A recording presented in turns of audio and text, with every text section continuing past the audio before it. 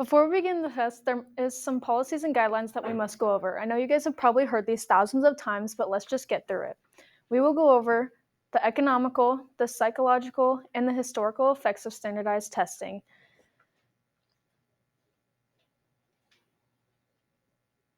This informational section will last around 5 minutes.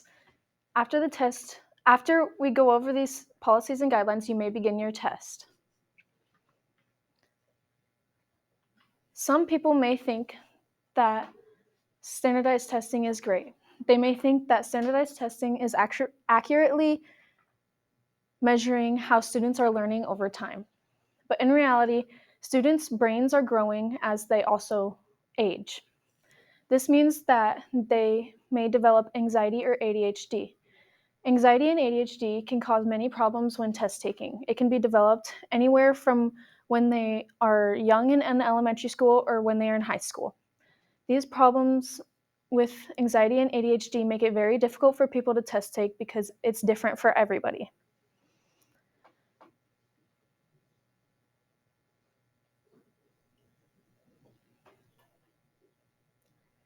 Tests like the ACT and SAT are like a one-size-fits-all situation, so it doesn't accurately show what some other people may know. First, we will go over the economical effects of standardized testing. Standardized testing does not just come for free. Somebody has to pay for them. States spend thousands of dollars on standardized testing every year. According to the Washington Post, states spend a combined $1.7 billion on standardized testing every year. Now that's a lot of money. This money could be going into a lot more helpful areas than these tests. They could be going into better school lunches, since that is something that every high school student complains about on a daily basis.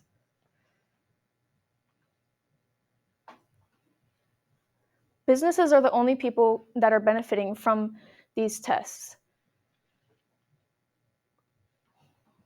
According to Steven Singer from the NEPC, businesses are trying to make people believe that there's a crisis in public schools, that children are not learning or performing as well unless they are taking the test that the company has designed. So therefore, the companies are the only ones benefiting because they are the ones getting the money from the states and schools. Next, we will go over the psychological effects of standardized testing. Students are not the only ones being affected by anxiety and stress while testing. It affects teachers and principals as well. According to Libby Stanford, teachers and principals are feeling more pressured than ever to make sure that students are doing well on these tests. When teachers and principals feel like this, it only pushes onto the students and enhances the anxiety and stress even more.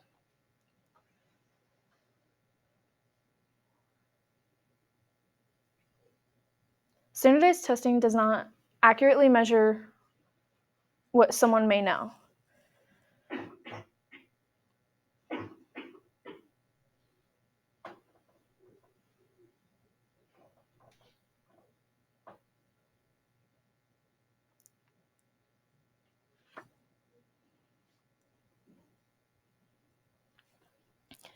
According to Yuki Terada, standardized tests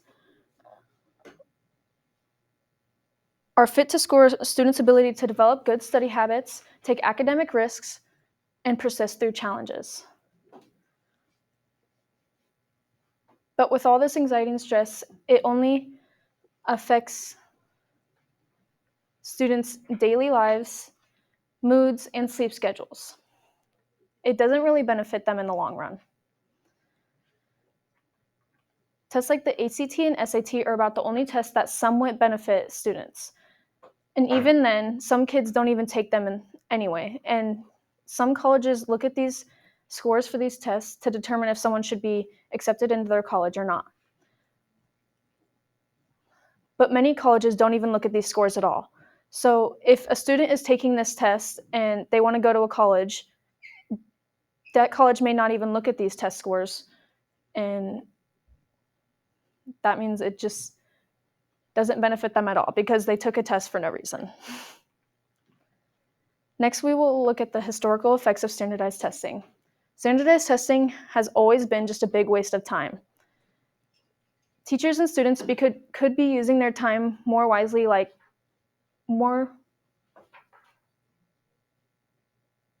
could be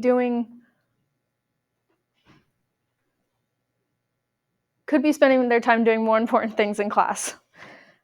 Cindy Long says that standardized testing is inaccurate, inequitable, and often ineffective at gauging what a student actually knows. Standardized testing is a one-size-fits-all situation. If a student does not fit this size, then they are being set up for failure. If a student thinks one answer is morally correct, the test could tell them that their answer is not correct because the test is designed to have one answer that is correct, and if someone thinks outside of the box, then they are being told that they are wrong. As we come to the end of our policy and guidelines, let's review what we went over. We went over the economical effects and how states are wasting money on standardized testing, the psychological effects of how tests are causing anxiety and stress, and the historical effects of how standardized testing has been and always will be just a big waste of time.